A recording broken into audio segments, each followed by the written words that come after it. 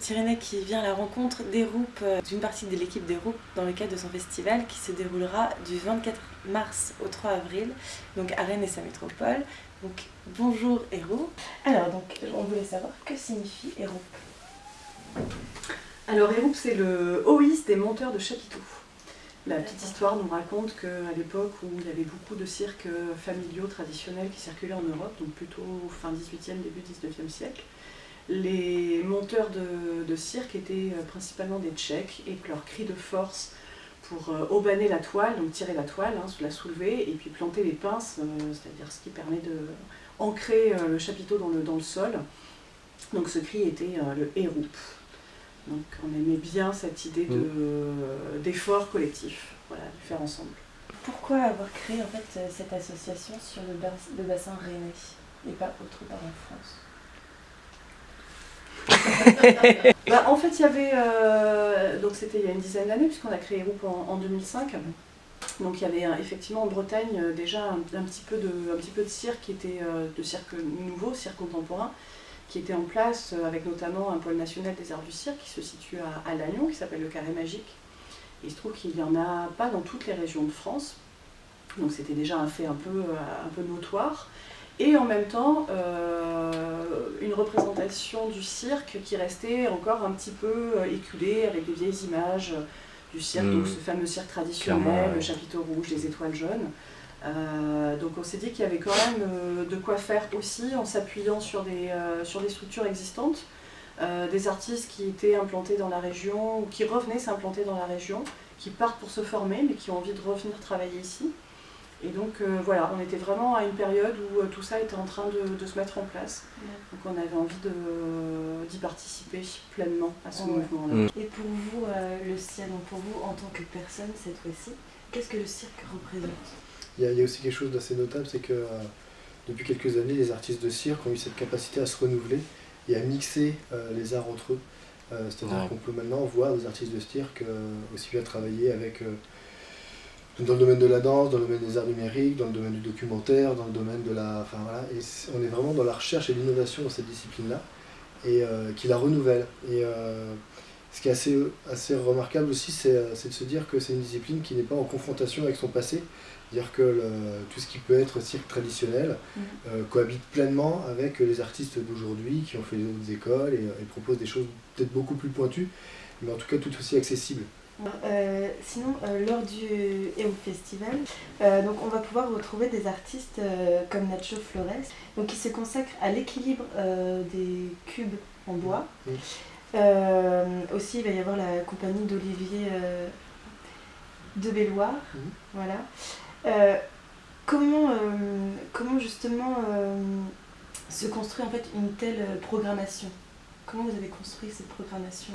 En fait, on n'aime pas trop réfléchir en termes de thématiques, mais au fur et à mesure des spectacles qu'on découvre, on se rend compte que voilà, il y a des choses qui se recoupent et que notamment notre attention va être plus interpellée par certains spectacles qui correspondent certainement aussi à l'actualité, qu'elle soit politique, sociale, enfin voilà, tout ça forcément ça se recoupe. Et donc quand on était l'année dernière, donc ça fait 1 an et demi maintenant, justement dans cette période à réfléchir un petit peu sur l'édition 2016, les spectacles qui nous revenaient à l'esprit étaient un spectacle comme celui de Nacho, ou un spectacle comme celui de Jean-Baptiste André, où on s'est rendu compte qu'il y avait une certaine forme de travail autour de l'illusion, donc c'est ce qu'on évoquait tout à l'heure. Mais l'illusion n'est pas forcément celle à laquelle on pense immédiatement, c'est-à-dire plutôt le côté magique. Elle est aussi effectivement dans le cirque traduite par cette capacité à faire des grandes choses avec des petits riens et à pouvoir traduire des sentiments ou des états, des émotions en allant sur vraiment un mouvement, un geste. Donc c'est cette traduction qui nous a touchés et sur laquelle on a eu envie de bâtir un peu la programmation de cette année. Et quand justement, en 2005, vous avez monté l'association, Donc vous aviez des projets pour celle-ci. Est-ce qu'ils sont aujourd'hui tous atteints ou est-ce que vous avez justement d'autres... Quelle est la suite se rajouter L'ambition.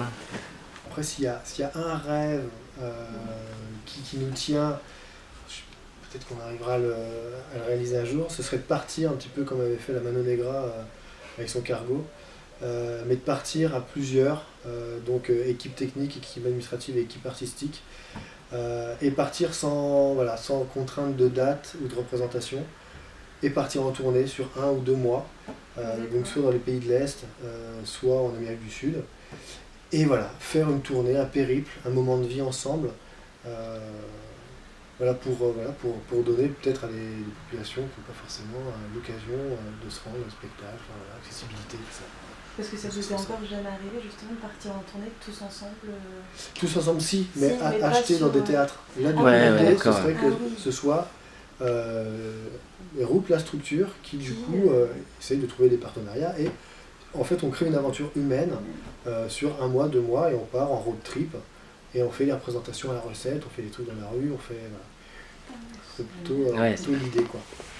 C'est un beau rêve, ça. Hein. Ah ouais, c'est un beau rêve. Ouais, ça serait... Vous nous suivez pour courir la tournée? On sera là. Mis à part ça, en fait, on voulait avoir votre ressenti sur la ville de Rennes. Que pensez-vous en fait de la ville de Rennes aujourd'hui ou qu'est-ce que vous en tant que personne, qu'est-ce que vous évoque Rennes? Moi je suis pas rennaise, donc je pense qu'on n'a pas forcément le même regard sur la ville de Rennes. Je suis pas rennaise, donc j'y suis depuis un peu plus d'une dizaine d'années à présent. Oh, tout de même. Tout de même, ouais. Je commence à avoir je pense le sentiment rennais, l'attachement rennais, ça commence à venir, la fibre, voilà. Parce que vous êtes un petit peu chauvine, je suis du sud. D'accord, ok. Côté Toulouse. Et c'est vrai que c'est une ville qui est extrêmement attachante parce qu'elle est extrêmement dynamique. Et quelques critiques des fois qu'on peut entendre justement sur ce trop, voilà, il y a trop d'étudiants, il y a trop de sorties, il y a trop... Au contraire, quelle richesse, quelle vitalité, quelle opportunité.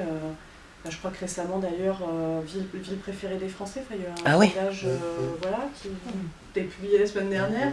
Donc je pense que c'est pas anodin, quoi. C'est pas anodin, c'est effectivement assez impressionnant à l'échelle de cette ville, cette vitalité, quoi.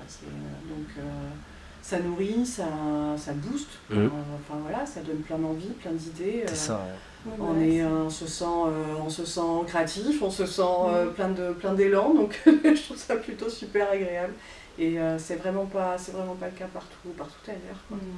Donc il y a un sentiment de fierté, d'appartenance qui commence à germer. Au score. Moi, je ne vais pas du tout être objectif parce que je suis rennais depuis toujours et que je ne suis jamais parti de Rennes sauf pour aller faire mes études à Saint-Brieuc.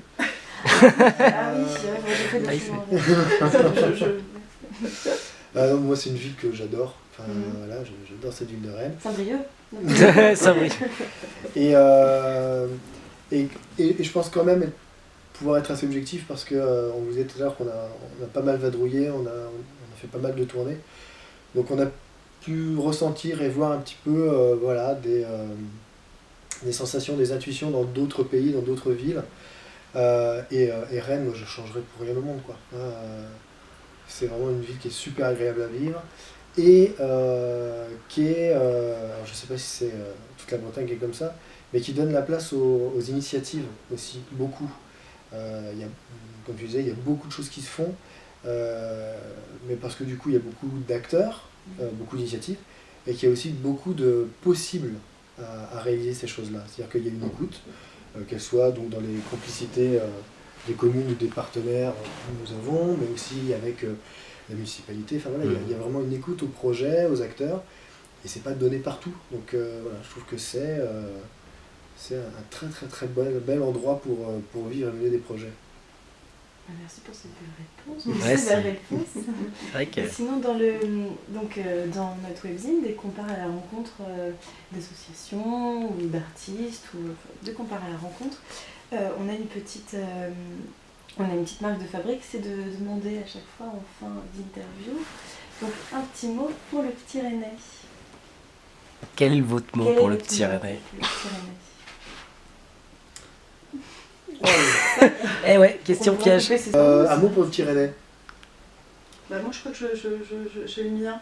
Vas-y. Ouais, pour rebondir sur ce que je disais justement par rapport à cette ville de Rennes et à son effervescence, du coup je dirais restons créatifs. Très beau. Ah très bien. Très bon choix. Alors, bah, du coup, moi, pour rebondir sur ce que tu dis, voilà, je dirais, le Pyrénées, restons récréatifs. Oh, ça c'est quand même bien cherché. Hein. Bah, merci à vous. Merci.